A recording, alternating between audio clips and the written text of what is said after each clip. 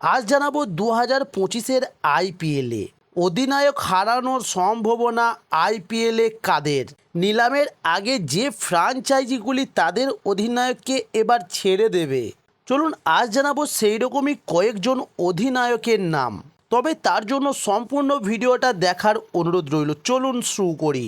দলের পারফরম্যান্সে খুশি নন আইপিএলে অন্তত 3 থেকে 4টি ফ্র্যাঞ্চাইজির কর্তৃপক্ষ। তাই পূর্ণাঙ্গ নিলামের আগেই ফ্র্যাঞ্চাইজিগুলি ছেড়ে দিতে পারে তাদের দলের অধিনায়ককে। তাই নতুন করে দল তৈরির চেষ্টা করবে ফ্র্যাঞ্চাইজির কর্তৃপক্ষরা। তবে 2025 সালে আইপিএলের আগে হবে পূর্ণ নিলাম।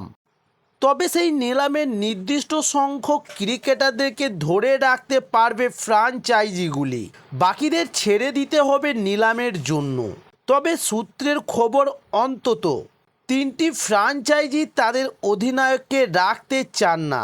দলকে সাফল্যের রাস্তায় আনতে নেতৃত্ব বদল করতে চাইছে ফ্র্যাঞ্চাইজির কর্তৃপক্ষরা।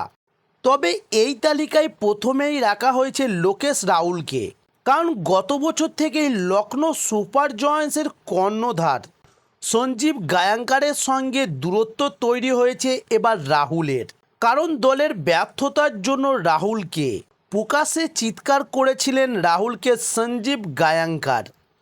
তবে সেই ঘটনায় তীব্র সমালোচনার মুখে পড়ে দলের অধিনায়কের সঙ্গে সমস্যা মিটিয়ে ফেলার চেষ্টা করেন তিনি। তবে সৌজন্য বজায় রেখে প্রকাশ্যে মুখ খুলেনি রাহুলও। কিন্তু আদৌ সমস্যা মেটেনি তাদের মধ্যে, বরং দূরত্ব আরও বৃদ্ধি পেয়েছে। রাহুল আর লখনৌ সুপার জায়ান্টসের হয়ে খেলতে চান না। তবে সঞ্জীব গায়াঙ্কারের ফ্র্যাঞ্চাইজিও রাহুলকে আর রাখতে চায় না। সূত্রের খবর নিলামের আগেই রাহুলকে রিলিজ করে দেবে এবার লখনৌ সুপার জায়ান্টসের কর্তৃপক্ষরা। তবে উইকেটরক্ষক ব্যাটারের সঙ্গে 17 কোটি টাকার চুক্তি ছিল লখনৌ সুপার জায়ান্টসের। তাই এবার 2025 আইপিএলে লখনৌ সুপার জায়ান্টস ছেড়ে অন্য ফ্র্যাঞ্চাইজিতে যোগদান করবেন কেএল রাহুল। তবে এবার দ্বিতীয় নামটি আছে ডু প্লেসিসের। তবে নিলামে চেন্নাই সুপার কিংসের হাত থেকে একরকম ডু প্লেসিসকে ছিনিয়ে নিয়েছিল রয়্যাল চ্যালেঞ্জার্স ব্যাঙ্গালুরু, কিন্তু আশা পূরণ হয়নি ব্যাঙ্গালুরুর কর্তৃপক্ষের। ডু প্লেসিসের নেতৃত্বে আইপিএল জিততে পারেনি আরসিবি। 3 বছরে একবারও দলকে ফাইনালে তুলতে পারেননি ডু প্লেসিস। 2022 সালের নিলামে 7 কোটি টাকা দিয়ে কেনে ব্যাঙ্গালুরুর ডু প্লেসিসকে। তবে আর আগ্রহী নয় রাখতে ব্যাঙ্গালুরুর কর্তৃপক্ষরা। এবার তাকে রিলিজ করে দেওয়ার সিদ্ধান্ত নেওয়া হয়েছে। এবার জানুন নাম্বার 3, শিখর ধাওয়ান।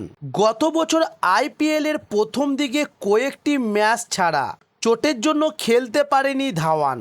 তবে অধিনায়ক হিসাবেও সাফল্য এনে দিতে পারেনি পাঞ্জাব কিংসকে। তার নেতৃত্বে দল একবারও আইপিএলের প্লে অফে উঠতে পারেনি। তাই সম্ভবত ধাওয়ানকে নিয়ে মেহভঙ্গ হয়ে প্রীতি জিন্টারের ফ্র্যাঞ্চাইজি। তাই শিখর ধাওয়ানকে ধরে না রাখার সিদ্ধান্ত একরকম নিয়েই ফেলেছে পাঞ্জাব কিংসের কর্তৃপক্ষরা। তাই দলকে সাফল্যের রাস্তায় ফেরাতে নতুন অধিনায়ক খোঁজে রয়েছে তারা।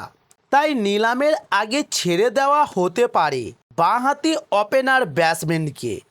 তো দর্শক বন্ধু, এই ছিল আজকের নিউজ। সামনেই আইপিএল 2025-এর মেগা নিলাম অনুষ্ঠিত হতে চলেছে। তবে সেই নিলামে কোন ফ্র্যাঞ্চাইজি কাকে দলে নিতে চলেছে সেই সমস্ত ভিডিওগুলো পাওয়ার জন্য আমার চ্যানেলটি সাবস্ক্রাইব করে সঙ্গে থাকুন। নমস্কার।